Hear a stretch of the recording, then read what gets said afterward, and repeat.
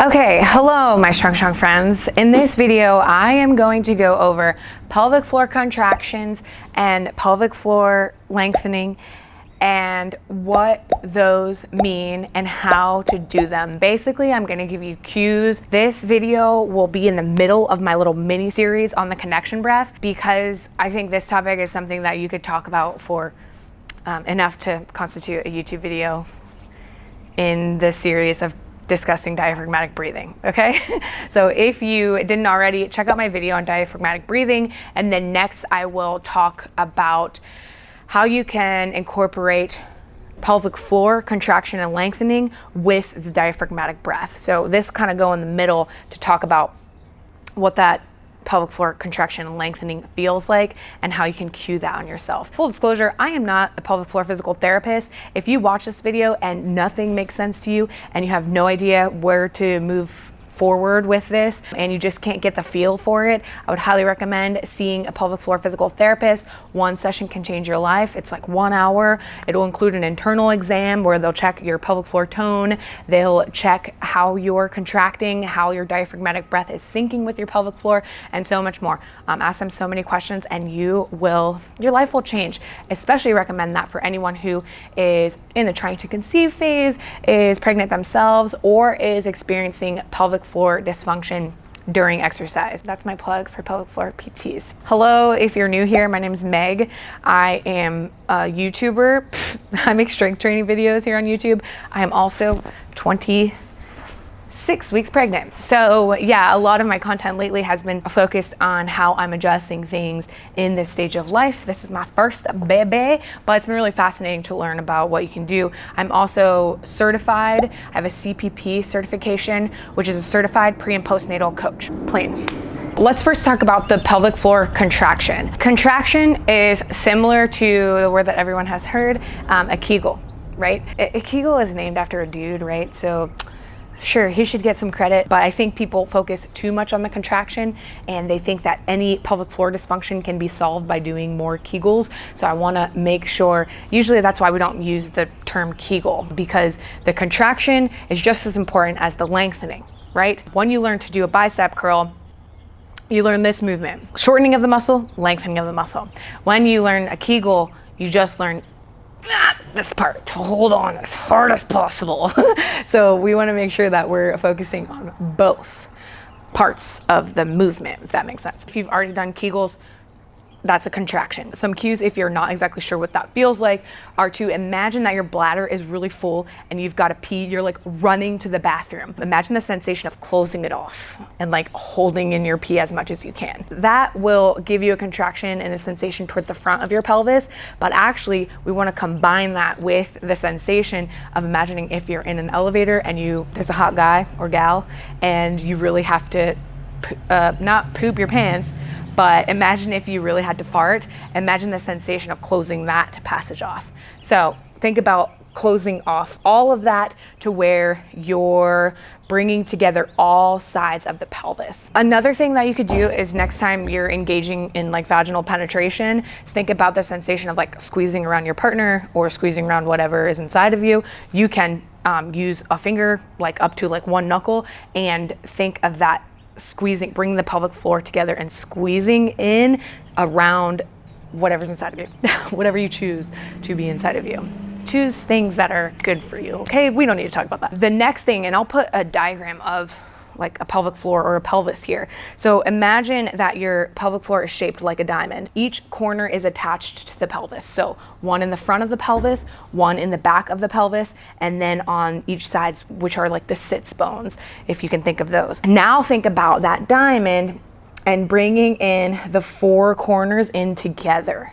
So think about all four corners coming together. They come together and then you pull up. That's a good pelvic floor contraction where you're utilizing more of the muscle group, not just thinking about, oh, what does it feel like when I don't want to pee? You want to get all four corners, pull in and then up. And another one that might be helpful is thinking of your pelvic floor as an elevator. Imagine you're starting on level 0 and then you're squeezing everything together to come up to level 5, and then back down to level 0. Okay, those are a few cues for pelvic floor contractions.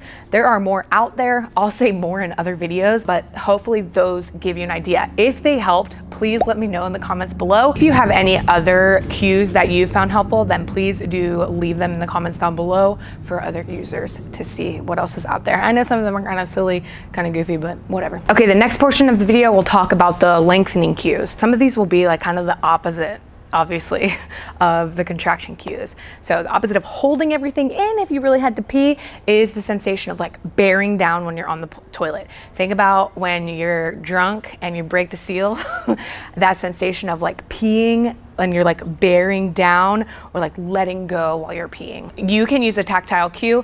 It's kind of weird. Wash your hands after you do this and before you do this. And I wouldn't recommend doing this all the time because it can cause some pelvic floor dysfunction. You can use the bathroom and stop the flow of your urine and use your finger to be able to tell the sensation what the muscles are doing when you're bearing down and releasing your urine, and then when you stop it. That might be a tactile cue to help you understand what's going on. Another cue, which is kind of different, is think about your pelvic floor or your vagina as like a flower where it's blossoming open. So think about that sensation of it like blossoming open, you're letting go, and it's kind of like opening.